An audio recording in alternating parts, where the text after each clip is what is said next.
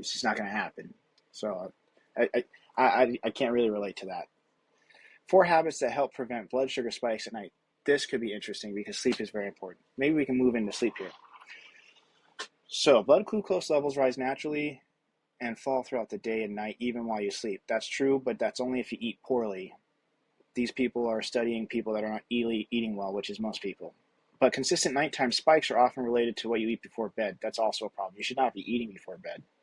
Simple changes to your evening routine can help. Okay, I'm going to make a comment here and then we'll read through it because I'm good. I'm good at what I do. I'm really good at what I do. If you really want to be healthy, you should just listen to me and people like me and just take certain little things and help your life because uh, you don't look good and live well and be professional unless you actually did the work.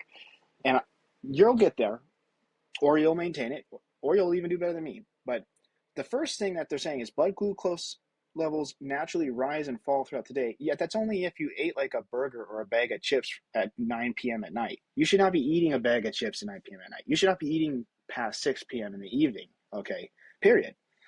At all. So this is the biggest problem here that they're talking about. They're talking about blood sugar that's happening at night. Well, that's because, like I just said, you're snacking before you go to bed because you're hungry. That means you did not eat a good enough dinner. Okay, you should be eating a healthy dinner with vegetables, a little bit of fruit maybe, but not really at night. You really should just be eating vegetables and protein at night, and a light carb, like just a single piece of toast with a little bit of bread. Very simple dinner. But this is where this article is going to go. And it says eat light and early. Okay, I just said that.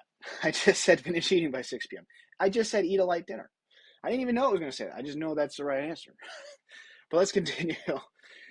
Eating too close to bedtime. Yeah, this is why. And especially carb-heavy meals. They cause this like wow, wow, wow. Really, the only type of snack that I've ever seen someone be able to eat at 9 p.m. and do okay is something like an edamame or some kind of vegetable snack. If it's a fruit, it's not going to work either because it has sugar. Body has to process it. When you eat sugar, your glucose spikes, and that's when you get a little bit of an energy boost. And if you're doing that at 9 or 10 p.m. at night, you won't be able to sleep well. And if you're not sleeping well, which is part of this article, then your metabolism is going to be screwed up the next day. So it says choose a meal that's filling enough to last until breakfast and provide nutrients for your body. Very great information.